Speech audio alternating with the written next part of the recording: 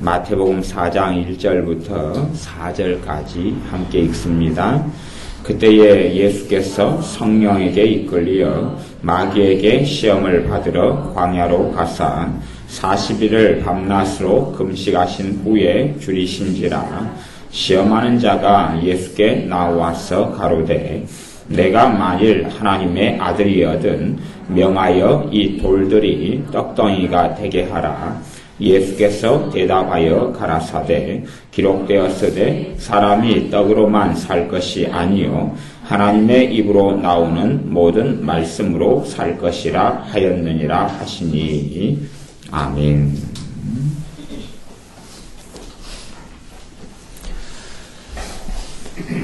여러 사람들을 만나고 봅니다.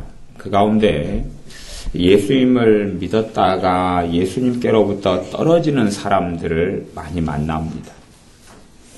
신학적으로는 한번 예수님을 믿으면은 그 사람이 전혀 예수님께로부터 떨어질 가능성이 없다 하는 그러한 신학적인 견해도 있습니다만은 그것이야 목회를 안 해보거나 아니면 영적인 실상을 모르는 사람들의 이야기고, 실제로는 예수님을 영접하고 믿고 예수님을 섬겼다가 진실로 예수님을 믿고 섬겼다가 시간이 흐른 다음에 예수님을 등져버리고 떠나버리는 사람들을 저는 개인적으로든지 또 교회적으로든지 많이 만나보았습니다.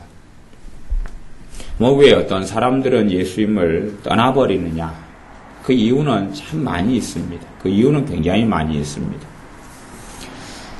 무엇보다 첫 번째는 그 사람이 예수님을 원하지 않기 때문에 그러합니다. 예수님을 원하지 않으면 무엇을 원하느냐? 그러면 세상을 원합니다.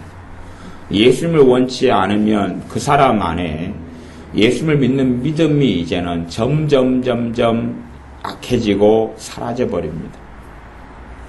어떤 분들은 저를 너무 어떤 분들은 이렇게 목회자를 굉장히 생각외로 높게 보시는 분들이 있어요.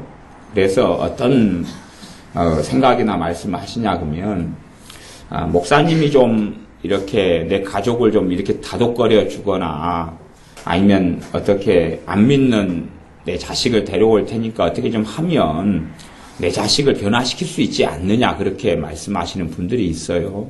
자식 때문에 너무 고통과 어려움을 겪기 때문에 그런 부분도 있고, 또 우리 부모님을 만나게 해주면 우리 부모님 예수님 영접하고 은혜 받도록 하실 수 있지 않느냐, 그런 이야기를 하셔요. 어떤 분들이 예수님에 대해서 마음이 열려 있으면, 하나님 아버지에 대해서 마음이 열려 있으면 충분히 가능한 이야기입니다. 그런데 아무리 내 속으로 낳은 자식이라도 예수님을 원치 않으면 어떻게 할 수가 없는 것입니다. 우리 주님께서 예루살렘아 예루살렘아 암탉이 병아리를 품으려 함같이 내가 너희를 품으려 한 적이 몇 번이더냐. 그러나 너희가 내게로 나오기를 원치 아니하였도다. 그런 것처럼 예수님을 원치 않는 경우는 어떻게 할 수가 없어요. 어떻게 할 수가 없습니다. 주님을 원치 않는 경우는 어떻게 할 수가 없어요. 그건 하나님도 불가능한 이야기입니다. 하나님을 원치 않는데 어떻게 할 수가 없어요. 어떤 아빠가 외국에 한 1년간 아주 갓난쟁이 아이를 둔 아빠가 외국에 한 1년간 이렇게 돈을 벌러 가셨습니다. 1년간 돈을 벌러 갔다가 다시금 돌아왔는데 갓난쟁이 아이가 아빠를 못 알아봐요. 태어난 지 얼마 안 됐다가 아빠가 1년을 가셨으니까요. 그래서 아빠가 안아주려 해도 아이가 오질 않아요. 낯선 사람이다. 무서우니까. 안아주려 해도 아이가 나오질 않고 안으려 해도 아이가 오려고 하질 않아요. 그런 경우 아빠가 정말로 외국에 있는 1년 동안에 내 자식을 정말 보고 싶고 안고 싶고 그렇게 하고 싶고 사랑하고 싶고 사랑하니까 보고 싶어서 한달음에 1년 일을 하고 한달음에 달려왔는데 아이는 아빠를 거부해요. 그런다고 강제로 아빠가 아이를 사랑한다고 끌어안아봐야 아이는 상처받고 앙탈 부리고 오히려 무서워서 울고 그렇게 합니다. 우리는 하나님과 만날 때에 가장 기본적으로 기도하고 말씀을 통해서 만납니다. 하나님과 만날 때에 기도와 말씀을 통해 만납니다. 기도와 말씀이 어우러진 것이 예배입니다. 기도와 말씀이 어우러진 것이 예배고 거기에 찬양이라는 것 하나가 더 들어가지요. 근데 근원적으로는 기도와 말씀이 중심이 된 게 예배입니다. 하나님과 만나는 것이 기도와 말씀을 통해 만납니다. 기도와 말씀의 본질은 뭐냐 그러면요. 기도와 말씀의 본질은 관계입니다. 관계. 기도와 말씀의 본질은 관계예요. 기도 생활을 많이 하는데 주님을 사랑하지 않는 사람들도 있습니다. 기도 생활을 많이 하는데 예수님을 사랑하지 않고 아버지 하나님을 사랑하지 않아요. 여러분은 그런 경우를 잘 못 보셨는지 몰라도 저는 종교적인 신자들을 굉장히 많이 봤습니다. 하루에 3시간씩 기도하는데 예수님을 사랑하지는 않습니다. 그게 이상한 일 같이 들리시죠? 진짜로 그렇습니다. 다시 이야기하면 그냥 단지 기도라는 것을 하고 있지 내가 지금 하나님 앞에서 기도해서 그분과 함께 만나고 있다는 생각이나 의식이 없다 그 말이에요.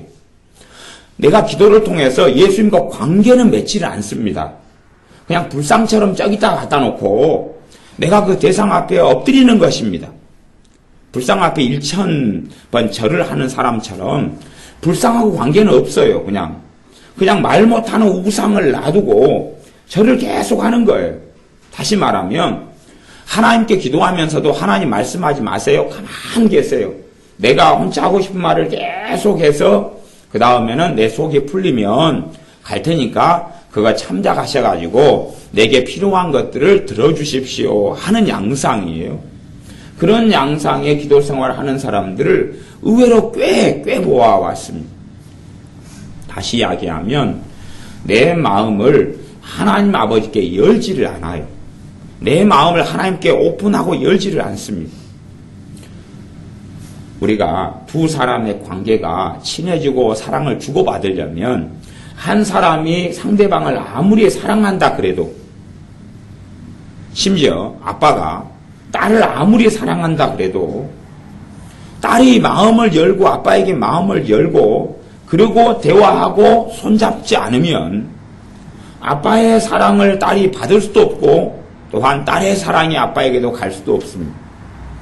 정말 사랑은 일방적인 사랑은 그것도 사랑이긴 하지만 그것은 하나님과 우리 사이에 갖는 사랑의 관계는 되지는 못합니다. 하나님은 우리를 사랑하셔도 사랑을 각 사람들이 그 사랑에 반응해야 되고 받아들여야 합니다.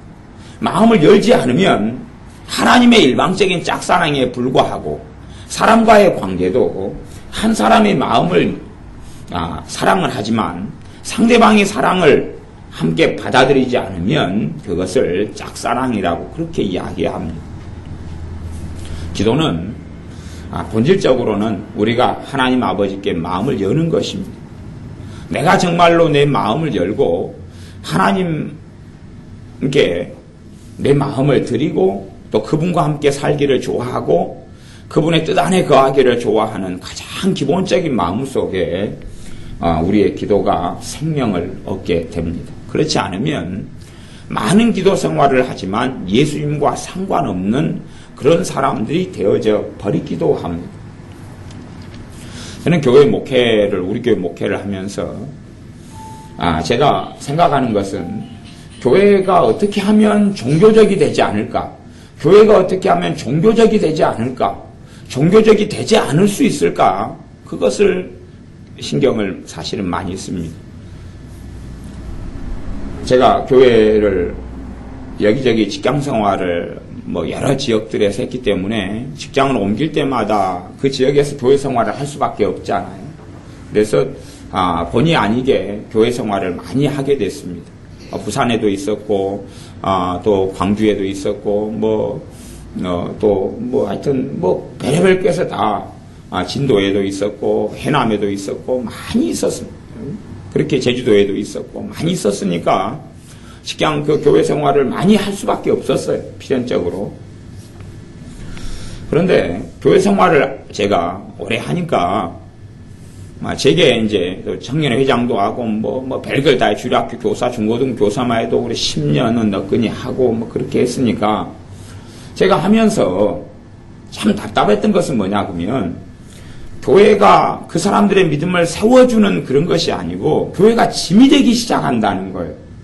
교회 신자들이 짐이 되고 교회에 어떤 맡겨진 직분이 짐이 되고 그것이 나를 주님께로 나아가게 하는 게 아니라 막아버리고 교인들과의 만남이 사랑이 되지 않고 교인들과 만나면 내가 정죄받지 않을까? 왜 정죄받지 않을까 그러냐 그러면 교회가 어떤 교회는 꼬투리 잡기만 좋아해요. 신자들이 전체의 모습이 그렇게 변해서 사람이 추레하다, 못 가졌다, 직장이 뭐냐, 직업이 뭐냐. 제가 옛날에 어떤 신자를 만났는데 어떤 부자 신자를 만났습니다. 부자 신자를 만났는데 직업이 무엇이냐 물어서 내 직업이 이것이다 그랬더니 그래가지고 어떻게 사냐 그것도 직장이냐 그러더라고요. 그것도 직장이냐 그러더라고요.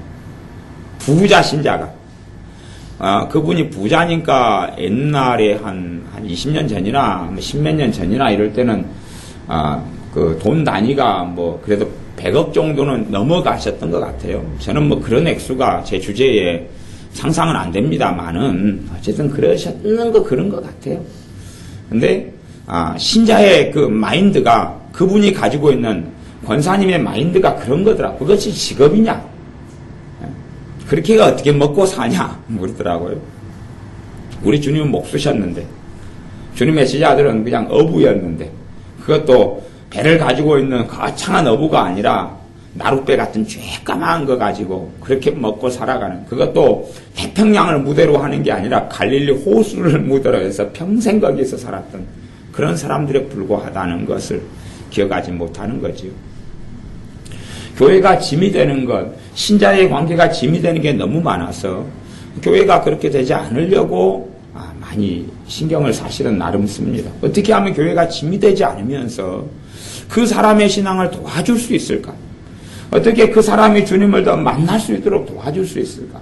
그런 면에서는 제 입장에서는 자꾸 기도할 수밖에 없는 것은 하나님의 말씀을 내가 만들고 내가 조합하고 내가 연구해서 내 스스로 내 머리를 굴려서 이 설교를 해야 되겠다고 하는 게 아니라 주님 무엇을 제가 이 주에는 무엇을 제가 이 시간에는 말해야 됩니까? 라고 엎드릴 수밖에 없다는 사실.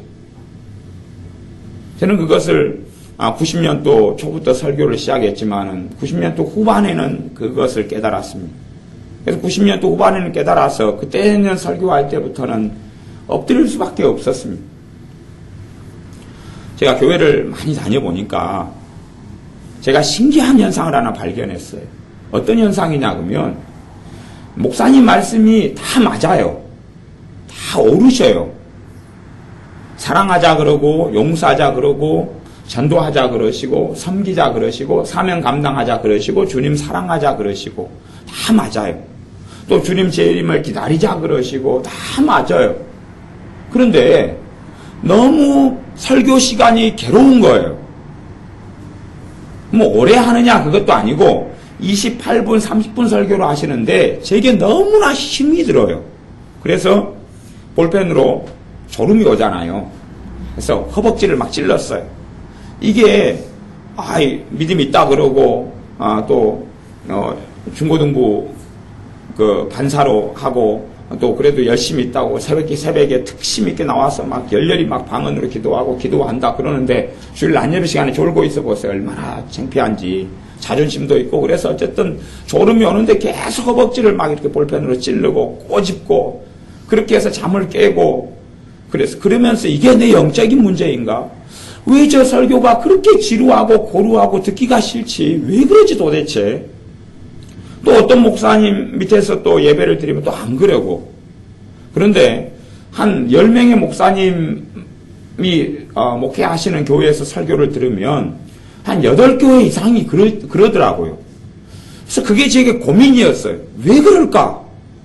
목사님이 도둑질 하자 그러는 것도 아니고 성질 내가지고 그냥 성질대로 해버려라. 밥 먹다가 상을 엎어버려라 그러시는 것도 아니고 다 대부분 그래도 막 완전히 성경을 어그러지게 이상하게 해석하는 분도 제가 한두 분 만나봤습니다만은 또 성격이 아주 고약한 목사님 밑에 제가 전도사로 있기도 하고 막 그런 몇 번 그런 경험도 있지만 그래도 전반적으로 목사님들이 인격이 좀 그래도 50% 이상은 그래도 나름대로 있으시더라고요.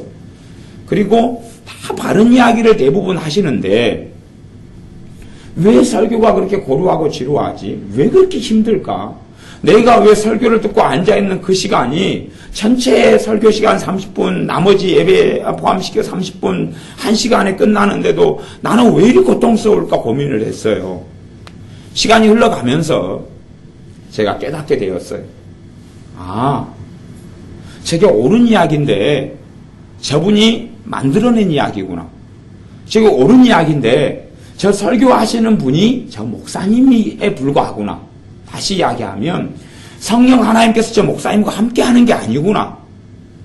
저분이 주인 돼가지고 저분이 나름대로 자기가 전할 걸 연구하고 생각하고 계획하고 스스로 만들어내가지고 좋은 이야기를 하시는 거에 불과하구나. 성경적인 이야기를 하시는 거구나.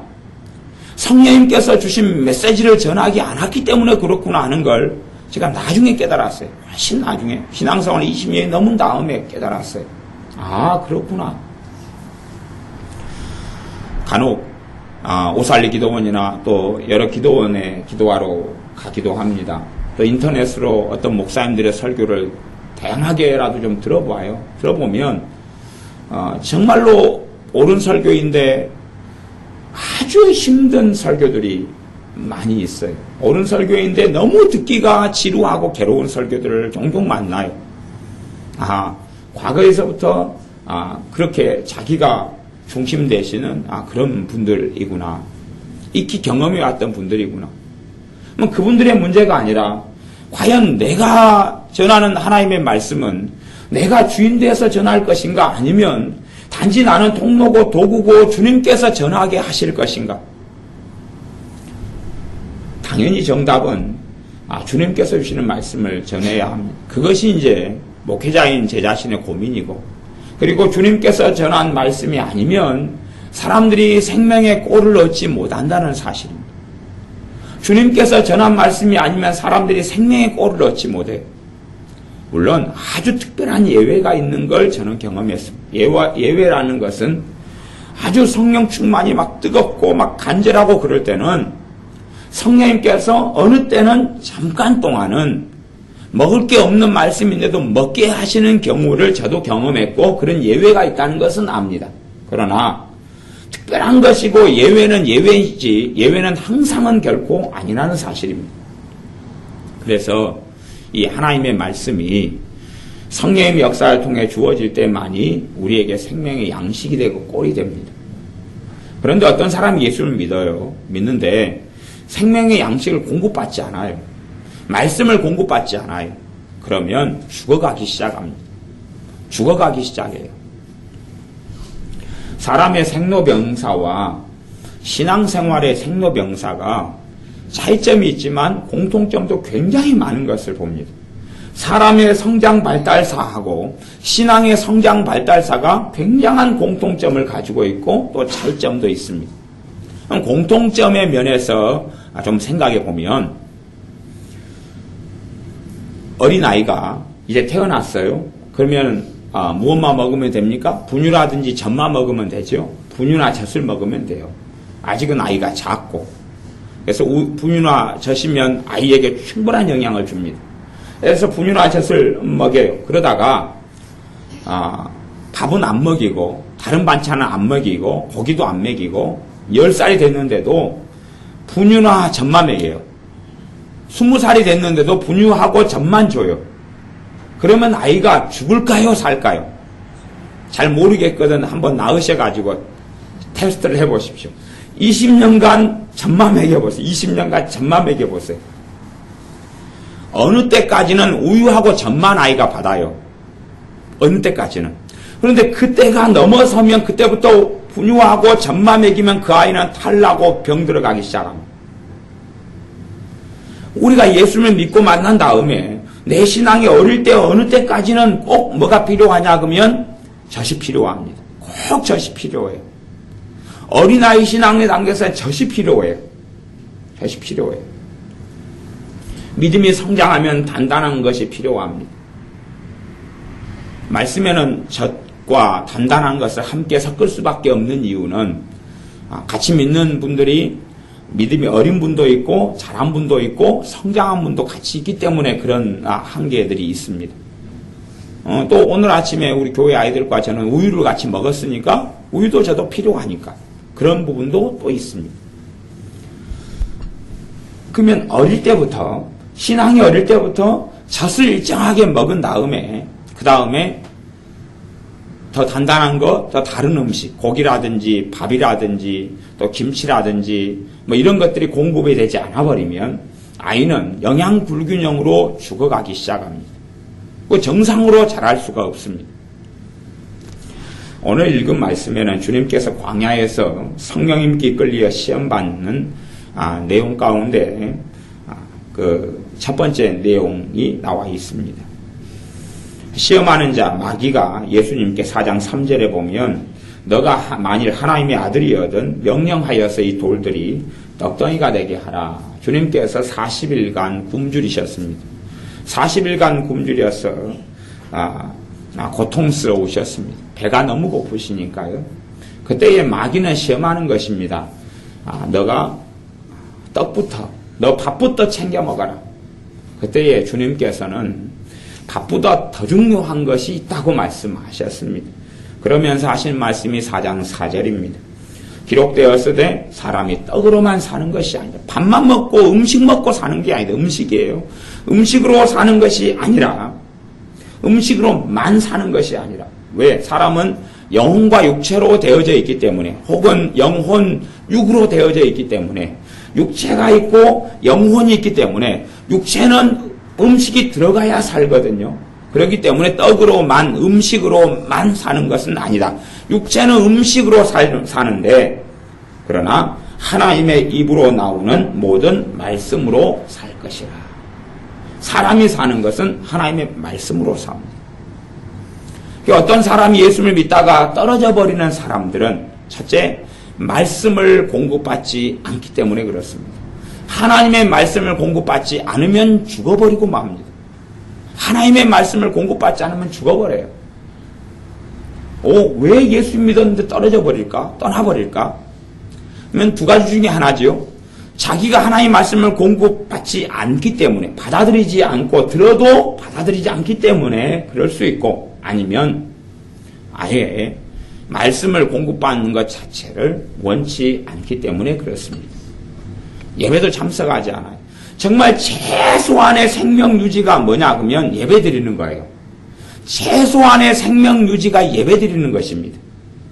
최소한의 생명 유지가. 믿음이 좀 성장한 사람들이요. 주일 낮 예배만 드리잖아요. 믿음이 약해져 갈까요? 그 상태에 멈춰 있을까요? 떨어져 갈까요? 한번 생각해 보십시오. 믿음이 어느 수준에 이르는 사람이 이제 주일 낮 예배만 드려요. 낮하고 오후 예배까지.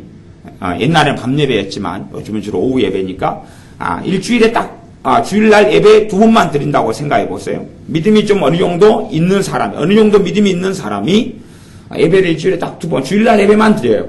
그러면 믿음이 그 수준에서 머물러 있을까요? 떨어질까요? 올라갈까요? 예, 떨어집니다. 믿음이 떨어져 갑니다. 그러다가 주일 낮 예배를 계속 드리는데도 믿음이 약해져 버리고 아주 연약한 믿음.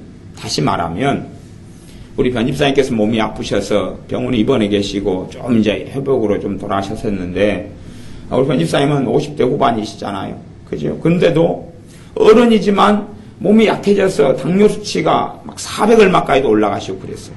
이번에. 그래서 우리 변집사님은 남편이 최고 앞장 세워가지고 많이 막 하셔가지고 믿음이 갈수록 떨어져 버리셨어요. 그런데 다시 주님께로 그리고 이제 치우기도 하고 그럴 때 치유가 좀 이번에 병 고치는 은사의 능력이 좀 이렇게 주중에 들어갔다 그래요. 그래서 다시 이제 회복으로 이렇게 돌아서셨는데 우리가 하나님의 말씀을 내가 때가 되면서 먹지 않으면 받아들이고 먹지 않으면 생명은 유지가 안 돼요. 첫째. 그리고 하나님의 말씀을 내가 어느 믿음의 수준에 이르렀는데 그냥 거기에서 꼭 20살 된 아이가 우유만 하루에 한두 컵 먹고 그걸로만 다 하고 그런다면 생명 유지가 얼마나 되겠느냐 하는 것입니다. 제대로 성장하지 않고 자라지 않게 됩니다. 근데 우리는 믿음이 어느 정도 이른 다음에 그때까지는 주일날 예배 정도, 주일날 예배 정도로도 그 사람의 믿음이 어느 때까지 가능할 거예요. 가능해요. 정말 가능합니다. 어느 때까지는.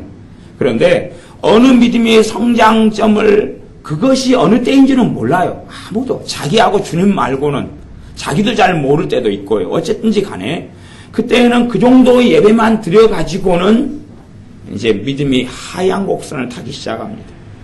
몸이 허약해지고 병들어지고 아파지는 것처럼 그렇게 내려가기 시작합니다. 물론 제가 거기에서 어떤 그 예배당에서 드리는 예배 중심으로 주일날 말고도 그러면 수요일도 나오셔야 되고 새벽도 나오셔야 된다 그런 이야기를 하고 있는 건 절대 아니라는 것을 기억하셔야 됩니다. 그런 이야기를 하고 있는 게 아닙니다. 그런 이야기를 하고 있는 게 아니라 내가 주님과 내 관계는 교회라는 공적인 조직체가 교회라는 공적인 신자들의 모임이 또 목회자가 도와줄 수는 있지만 근원적으로 하나님과 내 관계는 1대1의 관계입니다. 1대1의 관계. 그렇기 때문에 내 삶 속에서 내가 주님을 만나느냐 하는 것입니다. 내 삶 속에서 내가 전능하신 아버지 하나님을 만나느냐 하는 이야기입니다. 만나느냐 하는 것입니다.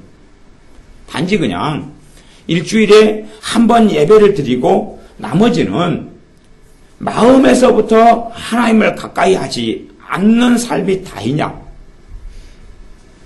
실제로 우리는 꽤 많은 우리들은 신자들은 마음에서부터 예수님을 그렇게 원치 않는 사람, 열렬히까지는 아니어도 예수님을 마음에서부터 원치 않는 사람들이 굉장히 많습니다.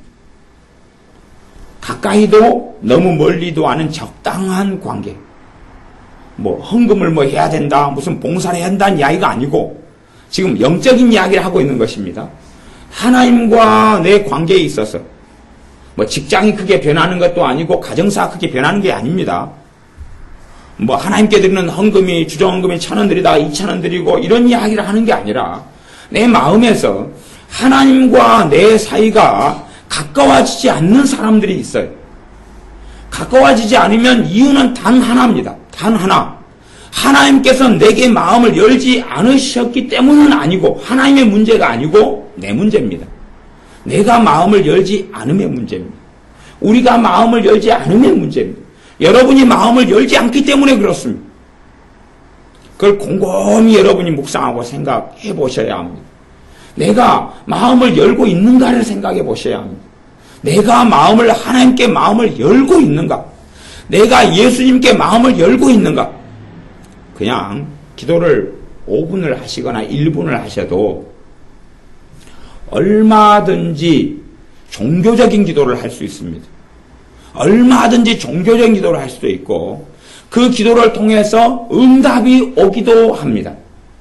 내가 어떤 필요와 문제와 어려움을 구할 때에 전능하신 아버지 하나님은 그 기도를 도와주시는 부분들이 있습니다.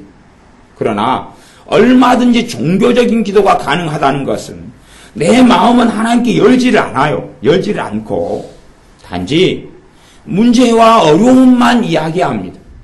내 마음은 열지를 않아요. 내 마음이 열지를 않아요.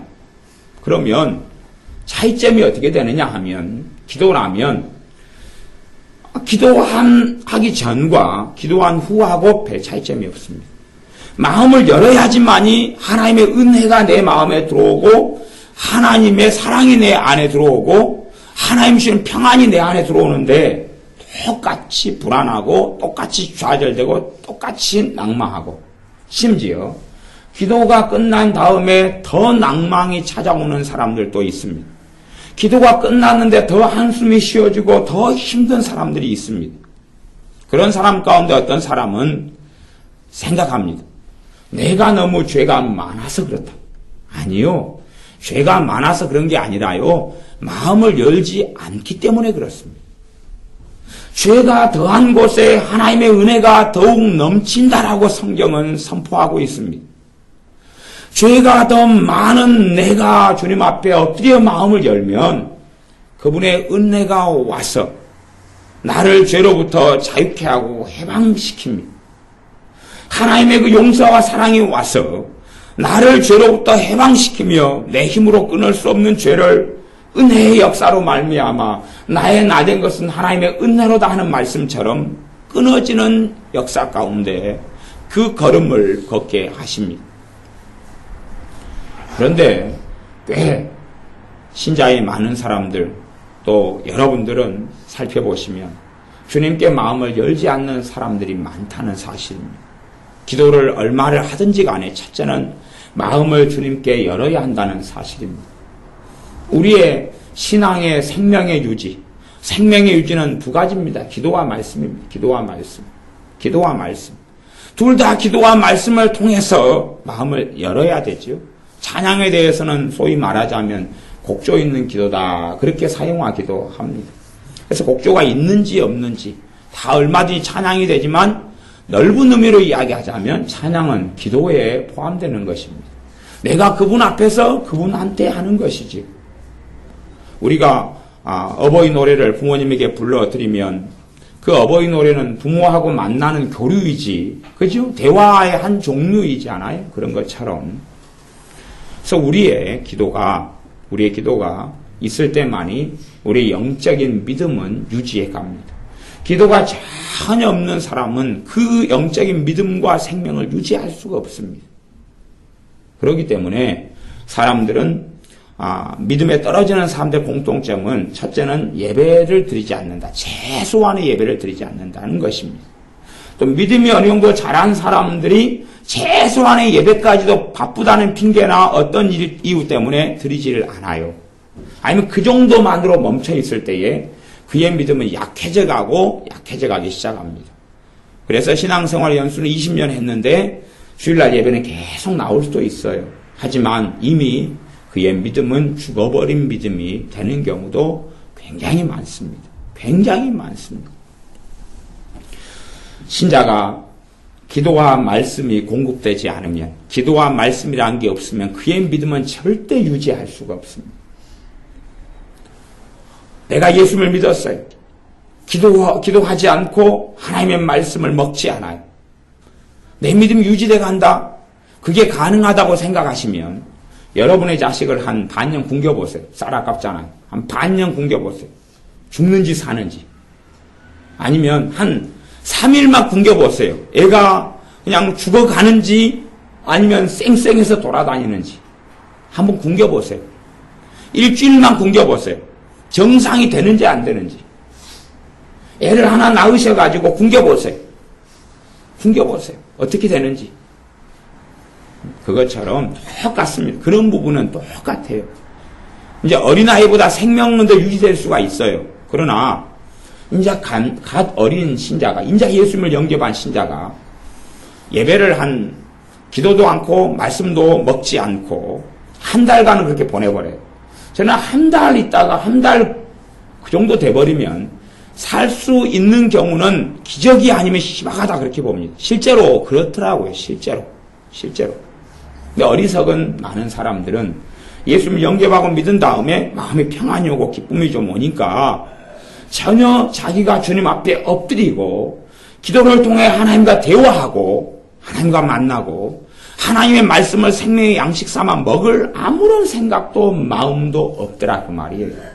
왜냐하면 그 사람이 구원은 원하지만 또한 축복은 원하지만 때론 건강은 원하지만 도움은 원하지만 하나님의 돌보시는 건 원하지만 하나님 아버지는 원치 않기 때문에 그렇습니다.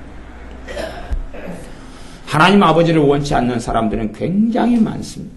교회에 다니지만 정말로 우리 주 예수님을 원치 않는 사람들 너무 많습니다. 예수님을 원치 않는 사람들 너무 많아요. 제가 극단적인 이야기를 한 가지 하면요. 물론 제가 몇 번씩 말씀을 전해 오고 있었습니다. 많은 극단적인 이야기라 그럽니다. 왜냐하면 모든 사람이 해당되는 건 아니니까.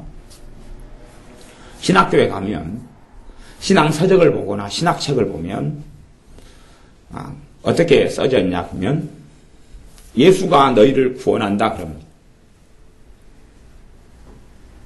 아니, 틀린 이야기 아니고 맞는 이야기예요.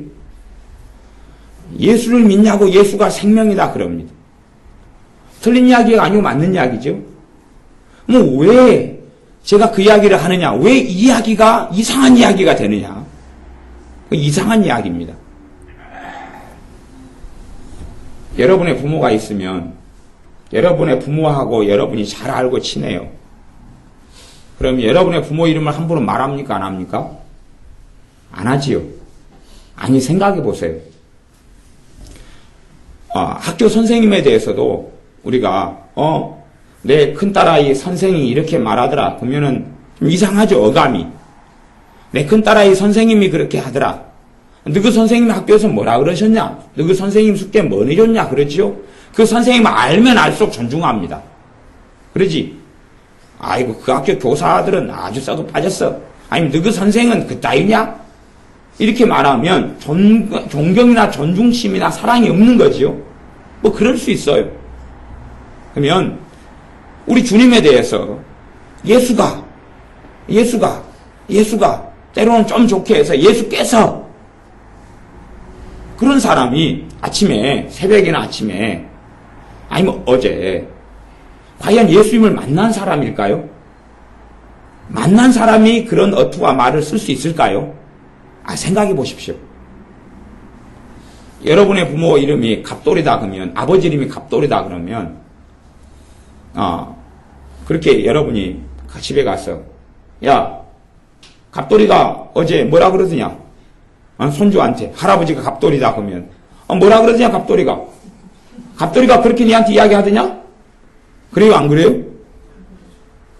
이제, 대통령에 대해서 그렇게 말할 수는 있어요.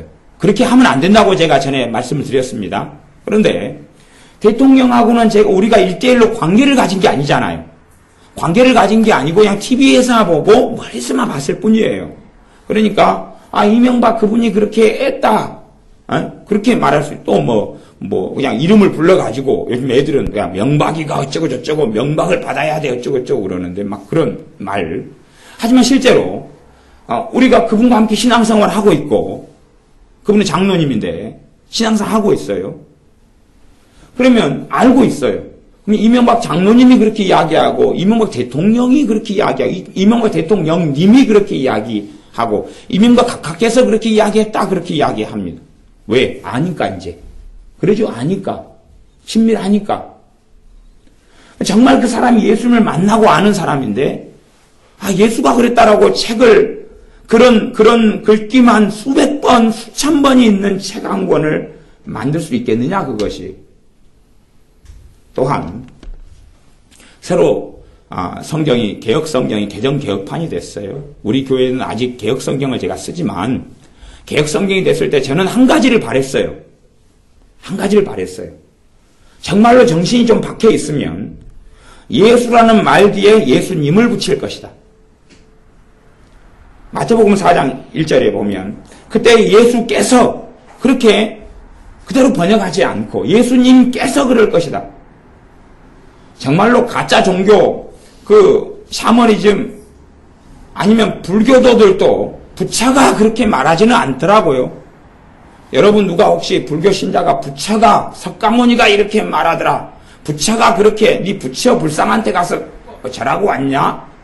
자기가 정말 신심이 있다고 하는 불교도가 그렇게 말하는 것을 절대 듣지는 못할 겁니다. 그러나 정말 살아계신 주 예수님에 대해서는 그렇게 말하는 신자들은 땅에 깔려있다는 사실입니다. 왜요? 제가 그래 극단적인 이야기라 그럽니다. 대부분이 예수님과는 적당한 관계를 유지하고 있기 때문에 그렇습니다. 적당한 관계를. 그분을 오늘 만난 것이 아니기 때문에 그렇습니다. 20년 전에 슬쩍 봤을 수 있고 10년 전에 슬쩍 봤을 수 있기 때문에 그렇습니다. 주님과 가까운 관계 속에 들어가야 됩니다. 주님과 가까운 관계 속에. 예수님을 아는 사람이 예수께서라고 말할 수는 없습니다. 저는 그건 인정은 안 합니다. 실제로. 또한 그 사람이 주님을 만났을 때 아마 그 부분을 가지고 이야기할 수밖에 없다. 저는 그렇게 봅니다. 아니, 자기 아버지 이름을 부를 때 갑돌아! 갑돌이 이야기를 내가 전하겠는데 큰딸이 이제 아버지가 아침에 이야기했어요. 야, 얘들아 들어라. 오늘 아침에 소위 아빠라고 하는 갑돌이가 너희들한테는 전달사항을 전달했으니까 말을 똑바로 듣도록 하여라. 내가 언니로서 명하노라. 그러면서 아빠 이름을 들먹이면서 그렇게 함부로 할 수 있겠느냐 하는 것이 아버지께서 이제 호칭을 부르죠. 호칭을. 그렇기 때문에 가까운 사이는 호칭을 부를 수밖에 없어요. 이름을 부르는 것보다 호칭을 부르죠. 먼 사이는 이름을 불러요. 그리고 이름을 부를 때는 공적인 부분은 또 이름을 불러요. 공적으로. 공식적인 부분에는 이름을 불러요. 그러니까 제가 설교할 때 공식적인 부분에는 예수님이라고 이야기할 때들이 많이 있을 수밖에 없어요. 그러나 여러분이 기도 중에 예수님 그런다면 여러분과 예수님 관계가 의심스러운 거예요. 왜? 이건 사적인 부분에는 정상 여러분은 그건 누가 가르쳐줘서의 문제가 아니고 여러분이 상식이에요. 그냥 상식이에요. 실제로 공적이다는 부분 가운데 예수님에 대한 전혀 우리 주님에 대한 아무런 존경심도 없고 아무런 생각도 없는 사람들, 그런 사람들이 신학교 교수, 목회자들, 또 성도님, 집사님 굉장히 많이 있어요. 왜 그러냐 그러면 거리가 멀기 때문에 그렇습니다. 마음에서부터 거리가 가깝지는 않기 때문에 그렇습니다. 그렇기 때문에 주님에 대해서 예수님에서 책은 많이 써요. 책은 얼마든지 쓸 수 있습니다. 얼마든지 많이 써요. 그러나 그들의 종교를 이야기하고 있는 것일 수 있어요. 성경을 가지고 괜찮은 이야기, 좋은 이야기, 도움이 되고 유익이 되는 이야기는 하지만 자기의 신앙을 따라 성령의 역사를 따라 쓰지 않는 경우는 많다는 것입니다. 기도와 말씀이 아니면 그 두 가지가 공급되지 않으면 말씀을 먹고 기도를 하나님과 기도하면서 만나고 우리 주 예수님과 만나고 그 기도가 되지 않으면 우리의 영적인 생명이나 우리의 믿음의 성장은 일어나지 않습니다. 결코 일어나지 않습니다. 그래서 세상을 사랑하는 사람은 주님과 함께 시간을 보낼 수가 없어요. 내가 예수님을 믿고 만났어요. 세상을 사랑해요. 주님과 함께 시간 보내기를 별로 원치 않아요. 그렇기 때문에 예배를 드리지 않아요. 예배를 드린다 해도 형식적으로 드려요.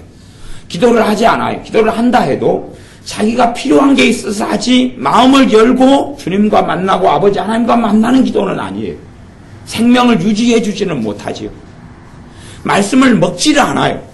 하나님의 말씀으로 산다. 모든 하나님의 말씀으로 살 것이니라 했는데 하나님의 말씀으로 살질 않아요. 지식으로는 살 수 있어요. 하나님의 입에서 나오는 말씀으로 산다 그랬잖아요. 이 성경을 많이 읽는다 해서 우리가 말씀을 꼭 먹게 되는 건 아닙니다.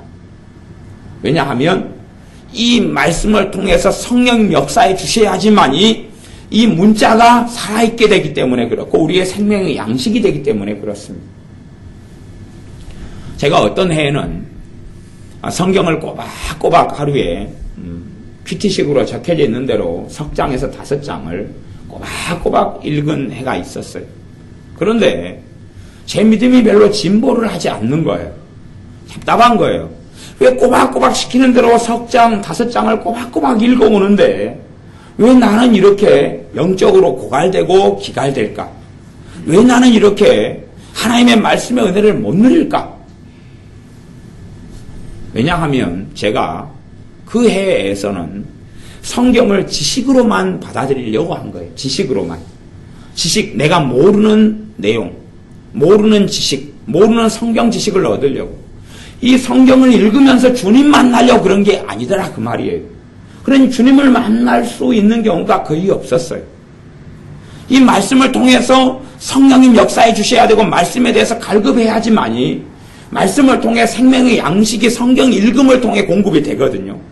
그런데 갈급하지 않으면 공급이 되지를 않습니다.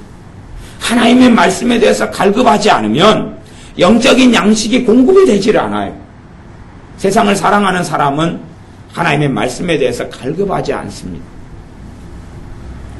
아니, 예배드리면서 예수님을 영접할 수도 있습니다. 예배드리면 주님을 만날 수도 있습니다. 그리고 은혜를 받을 수 있고 기쁨이 임할 수도 있어요. 하지만 그 사람은 이제 참된 예배자로 살아가지 않습니다. 하나님 말씀이 내게 공급되어져야 한다는 걸 생각하지 않습니다. 우리는 그래도 이 땅을 떠날 때까지는 대부분이 열심히 식사하실 거예요.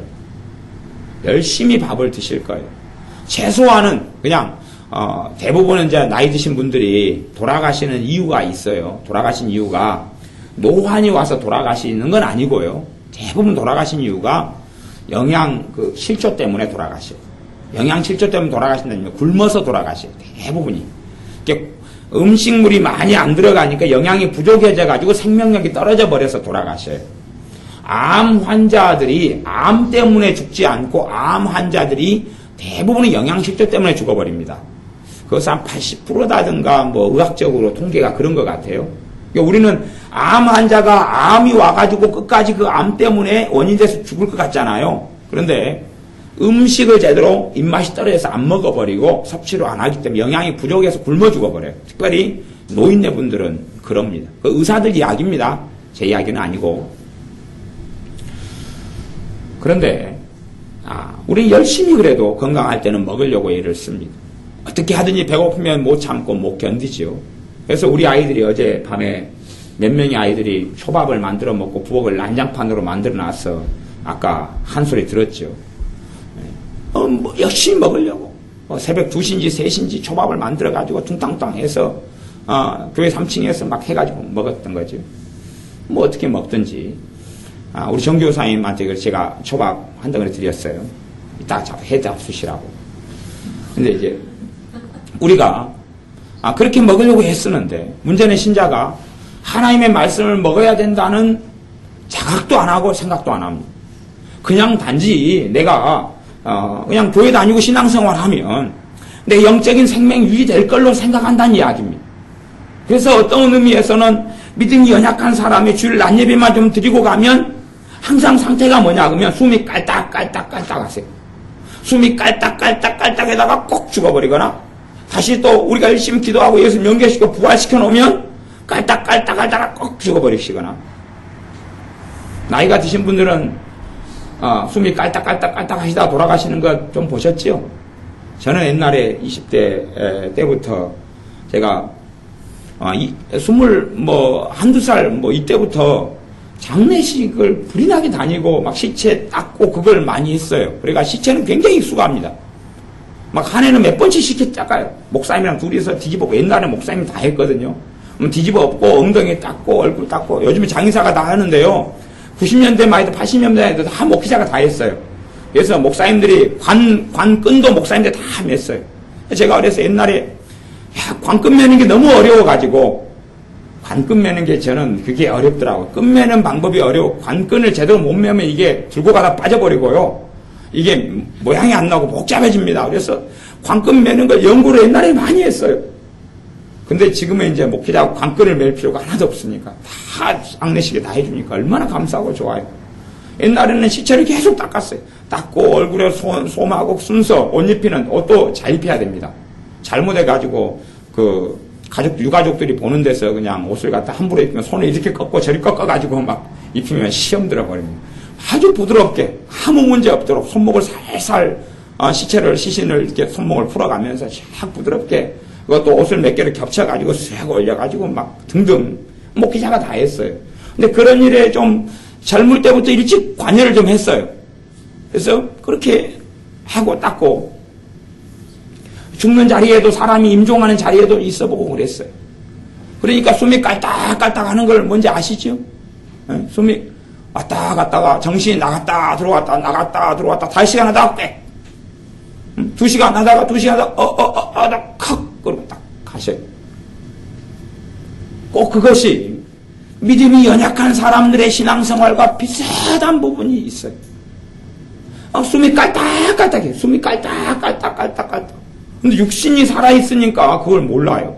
자기의 영혼은 깔딱깔딱해서 하나님 관계가 끝장나버리는 그 위험 속에, 위기 속에서 살아가요.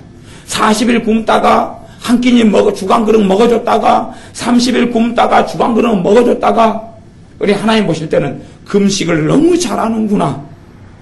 하나님 앞에서 금식이 아니라 영적인 금식을 너무 잘하는구나.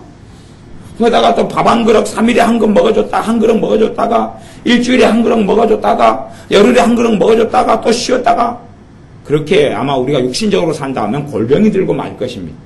그렇게 살아가는 거예요. 우리는 하나님의 말씀을 먹어야 삽니다. 하나님의 말씀을 먹어야 삽니다. 어떻게든지 간에 하나님의 말씀을 먹어야 삽니다. 먹어야 삽니다. 성경을 한 구절에 읽더라도 그 말씀이 내게 생명의 양식이 되도록 주님 앞에 엎드리면 성경을 얼마나 많이 읽느냐 하는 제가 그게 아니다 그랬어요. 이 성경 66권을 역사적으로요 가지고 있었던 신자들은 거의 없습니다. 지금의 시대의 신자들만 인쇄술이 발달해서 성경이 있는 것이지 수천 년의 교회사 속에서 이스라엘 백성 또 이방 족속이 하나님께 돌아오는 2000년간의 삶 속에서 겨우 100여 년 그 안쪽으로나 모든 하나님의 자녀들이 성경을 손에 쥐었을 뿐이에요. 그럴 뿐이에요. 물론 다른 나라 안 그런 나라들도 많지만 그럼 역사적으로 1500년, 1300년, 1200년 성경이 어디 있어요? 1600년, 1700년 성경이 어디 있어요? 우리나라에 선교사님이 오셔가지고 복음을 전했는데 일제시대에나 한 1800년도 후반에 복음을 전했는데 어떤 사람이 예수를 믿었어요. 갖고 나 예수 믿어서 성경책 좀 읽게 해달라고 그랬어요. 하고 선교사님 성경책 좀 달라고 선교사님 꺼냈어요. 이제 요한복음을 가지고 계속 쪽 성경을 전달하고 날랐단 말이에요. 요한복음 읽고 난 다음에 주님을 만났어요. 선교사님 성경 좀 더 주세요. 이제 선교사님이 자기 성경을 꺼냈어요. 예, 성경은 이렇게 돼 있는 것이 전체 한 권입니다. 그러니까 그 사람이 그러면 선교사님 나 그 성경 주세요. 그러니까 선교사님이 손을 안 놨어요. 왜냐 그러면 내 거 이거 한 권밖에 없어요. 나도 선교사 이거 한 권밖에 없어. 당신이 가져가 보면 나는 어떻게 해요? 나는 그러니까 이거 못 줘. 이거 못 줍니다. 이거 줄 수가 없어요. 복음을 전하러 오는 분들도 쪽성경, 요한복음 이런 것 만들어 전달하고 오지만 성경책은 그렇게 풍성한 것이 오래되지 않아요. 여러분들이 요즘 자꾸 스타일로 생각하지 말고 한 절의 말씀이라도 먹어야 되는 것입니다. 기도를 할 때 주님과 마음을 열고 그분과 만나야 돼요. 그분을 가까이 해야 됩니다. 마음을 열고 그분을 가까이 해야 돼요. 그것이 내게 주님의 생명이 내게 오는 것이에요. 안 그러고 숨이 깔딱깔딱해서 그냥 어느 때 갑자기 죽어버릴런지 이게 도대체 알 수 없는 그런 지경에서 살면 안 됩니다. 또 믿음이 성장하고 자라갈수록 정답은 없습니다. 더 젖만 먹는 것은 안 된다 그 말이에요. 믿음이 자라가고 성장하면 젖만 먹으면 안 돼요. 기도하시면서 좀 신앙서적도 좀 읽으시고 교회 사랑방에 신앙서적이 많이 쌓아놨잖아요. 기도하면 신앙서적도 읽으시고 아마 신앙서적에 교회가 헌금이 들어간 게 저게 1000만 원은 들어가지 않았을까 싶어요. 더 넘게 들어갔을 수 있어요 저게. 사랑방에 있는 책이 절반이 제가 가지고 있는 책을 꼽아놨는데도 저 절반 정도 채우는 데만 해도 저게 1000만 원 이상, 왜 어떤 해에는 막 200만 원, 300만 원씩 책 사보니까 책을 교회에다가 사놔놨단 말이에요. 지금은 이제 책을 사지 마라 그래가지고 제가 안 사고, 저도 감시를 당하고 살기 때문에 갖고 책만 사면 새 책을 항상 강단 옆에다가 그날 새 책이 올 때는 얹어놨었잖아요. 지금은 이제 더 이상 살만한 책도 별로 없기 때문에 그러지만 어지간한 책은 사놔서 교회에 비치하고 있잖아요. 신앙서적을 좀 읽으시든지 성경을 좀 읽으시든지 아니면 설교를 좀 들으시든지 요즘에 CD기도 얼마나 좋게 많이 나왔습니까? 설교 꾸달라고 하면 제가 설교를 어쨌든 연탄뿌리에 꾸가지고 CD를 만들어가지고 드릴 테니까 CD기 너무 그냥 팽팽팽 잘 돌아가고 테이프 시대보다 얼마나 좋습니까? 요즘에 CD기는 다 데이터 CD예요. 그래서 CD 하나에 설교로 수십 편을 넣어가 드릴 수 있어요. 그러면 그냥 꽂기만 꽂으면 넣기만 넣으면 수십 편 설교를 들을 수 있고 아니면 성경 읽는 것을 좀 어떻게 해주십시오. 그러면 성경 읽기 눈 못 보는 사람은 귀로만 들으면 다 되잖아요. 하나님 말씀은 들으면서 믿음이 생긴다 그랬으니까 뭐 그렇게 뭐 CD에 넣고 말씀 들으면 말씀 귀로 다 들려오고, 대신에 말씀이 믿음이 연약한 사람일수록 말씀이 설교되지 않고 설명되지 않으면 들어도 알 수가 없어요. 대부분 알 수가 없어요. 지루하고 고루한 이야기가 됩니다. 말씀이 풀어지고 설교가 될 때에 생명의 양식이 되는 거지, 생쌀을 갖다가 먹으시오 그러면은 이빨 안 좋은 사람은 이빨만 다 못 쓰게 되는 거예요. 그냥 생야채 갖다가 그냥 풀 뜯어 먹으시오. 피가 뚝뚝 떨어진 돼지고기 삼겹살 갖다가 바로 그냥 끄적끄적 잡수시오 그러면은 특수한 사람만 먹어요. 특수하지 않은 사람은 못 먹습니다. 생선 비린내가 나는 거 깔치 그대로 갖다가 그냥 그대로 깔치 머리부터 작은작은 씹어 잡수세요 그러면 아마 먹는 사람 못 봤어요. 깔치 회를 떠가지고 그것도 뭐 어떻게 해가지고 먹습니다. 그러니까 성경 말씀을 그대로 읽으면서 먹는 것은 꽤 어렵습니다. 사과 같은 거 따가지고 그냥 먹으니까 그런 말씀들이 곳곳에가 어디 있지요. 뭐 배를 따가지고 먹고 그러니까 하지만 또 저도 옛날에는 귤 껍질이 아까워가지고 귤 껍질째로 막 먹었습니다. 분리시켜가지고 껍질은 껍질대로 씹어먹고 알맹이는 알맹이대로 씹어먹고 뭐 통째로 먹을 수도 있겠죠. 오렌지처럼 통째로 먹고 막 그럴 수 있겠죠. 하지만 요리돼야지만이 음식이 먹는 것처럼 하나님 말씀도 요리가 되어져야 돼요. 그런 면에서 여러분이 간절히 하나님 말씀을 먹어야 되고 기도를 마음을 열고 몇 분을 하느냐 몇 시간을 하느냐의 문제가 아니라 마음을 열고 주님과 만나야 한다는 사실입니다. 마음을 열고 아버지 하나님과 만나야 돼요. 그 기도와 말씀이 있을 때 우리의 믿음이 성장하고 자라며 영적인 생명 유지가 되어져요. 많은 사람들이 예수님께 나와왔으나 예배드리지 않고 기도하지 않고 말씀 보지 않고 또 예배를 드릴 때도 마음을 열질 않아요. 이게 일주일에 한번 이제 예수님 영접만 믿은 다음에 예배당에 앉았어요. 예배가 지루해요. 갈수록. 왜? 믿음이 식어져 버리고 없어져 버리니까. 그러니까 그 다음에 예배 드리기도 싫지요. 예배당에 오기도 싫지요. 그렇게 되는 경우를 굉장히 많이 보았습니다. 물론 그들 가운데 소수는 종교란을 쓰라고 하면 기독교라고 쓰겠지요. 제가 미국에 갔더니 미국의 부활절 때 어마어마한 차량이 도로가에 깔렸더라고. 도로가에 주차가 어마어마하게 돼 있어서 왜 어제 없던 차가 저렇게 많이 오늘은 있냐고. 주일날에 지난 주일날엔 그렇게 보이지 않던 차가 왜 골목골목 그렇게 있냐고. 근처에 성당이 있고 근처에 교회가 있기 때문에 그렇다 그러더라고. 왜요? 1년에 한 번 나오는 사람들인데 부활절 때 그 사람들은 다 나옵니다. 부활절 때 다 나옵니다. 그들의 종교란에 뭐라고 써요? 기독교. 나 예수님 믿습니다 써요. 하지만 믿는 사람들 아니지요.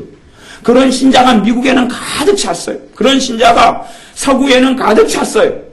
믿는 사람 아닙니다. 다 지옥에 갈 사람들입니다. 다 지옥에. 근데 한국 사람들도 이제 그런 사람들 숫자가 늘어가고 있어요. 늘어가고 있어요. 종교란에는 기독교라고 쓰지만 이제 일주일에 예배 한 번 제대로 드리지 않는 사람, 예배를 드려도 마음을 열고 드리지 않고 말씀을 먹지를 않아요. 하나님 말씀이 하나님 말씀을 여러분이 잡수실 때, 드실 때에 사람이 떡으로만 살 것이 아니요. 사람은 육체는 떡으로 사니까 하나님의 입으로 나오는 모든 말씀으로 살 것이라.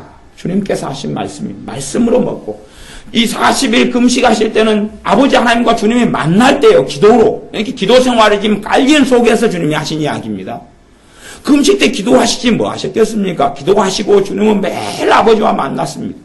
우리 주님께서도 말씀으로 주님도 이 땅에 성육신하시고 하나님의 본체이신 그 주님이 이 땅에 오셔서 주님께서도 말씀으로 살고 기도로 사셨어요. 근데 우리가 기도와 말씀이 없이는 살 수가 없다는 사실을 기억하셔야 됩니다. 그냥 말씀을 한번 쓱 듣고 믿음이 자라질 않아요. 신앙의 연수가 오를 때도 주님과 관계가 좋아지지 않고 뜨거워지지 않고 성령 충만해지지 않고 기쁨이 임하지 않고 주님의 은혜를 날마다 누리고 살아가지는 못한다는 이야기입니다.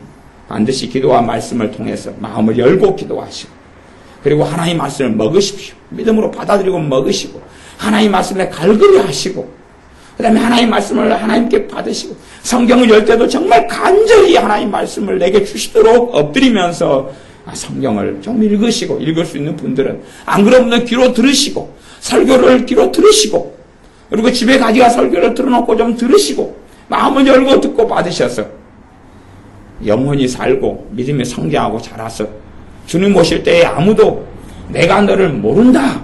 내가 너를 모른다. 나를 떠나가라 불법을 행하는 자들아. 이 불법의 핵심은 뭐냐 그러면 하나님을 경외하지 않는 거예요. 하나님을 사랑하지 않는 거예요. 주님을 사랑하지 않는 거예요. 주님을 원하지 않는 거예요. 자기 땅에 오매 자기 백성이 자기를 영접지 아니하시더니 요한복음 1장의 말씀처럼 주님은 원하지 않아요. 주님 손에 든 모든 선물들은 원하지만 주님은 원하지 않아요. 그게 불법의 핵심이죠. 불법을 행하는 자들아 나를 떠나가라. 그런 사람들이 이제는 굉장히 많을 겁니다. 아, 주님 나 20년 전부터 교회 다니고 예수님 믿었는데요. 나 너 모르잖아. 너 지금 나 안 믿잖아. 아, 그래도 옛날에 믿음 생활 했는데 기억해 주셔야지요. 아니야. 나하고 상관없어. 우리는 주님과 상관이 있는 자가 되어야 됩니다. 기도하겠습니다. 아버지 하나님, 우리의 믿음이 기도한 말씀이 아니면 유지될 수 없고 우리의 영적인 생명이 하나님 말씀을 먹어야 되고 또 마음을 열고 기도해야 함에도 불구하고 우리가 그렇게 살지 않습니다. 우리가 이제는 주님께 더 엎드리고 겸비하여 기도하는 우리가 되게 하여 주시옵소서.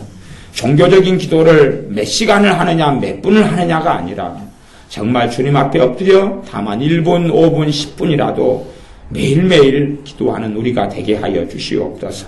주님을 더 사랑할수록 더 엎드리는 우리가 되게 하여 주시옵소서. 또한 성경을 하루에 몇 장을 볼 수 있느냐, 보았느냐, 몇 독을 했느냐, 몇 번을 필사하고 썼느냐가 아니라 간절한 마음으로 말씀을 한 절을 가지고도 1년도 살고 100년도 살 수 있는 것이 전능하신 아버지의 말씀인 줄을 믿습니다. 그러므로 우리가 말씀을 가지고 먹고 또 먹고 양식을 말씀을 통하여 공급받게 하여 주셔서 우리의 믿음이 약해지지 않고 떨어지지 않게 하셔서 주님 오실 때에 착하고 충성된 종아, 너가 나를 사랑하였고 너가 나를 믿어왔노라, 너가 나를 만나고 살아왔노라 라고 내가 아는 자라 하는 말씀을 듣는 우리가 다 되게 하여 주시옵소서. 예수님의 이름으로 기도하옵나이다. 아멘.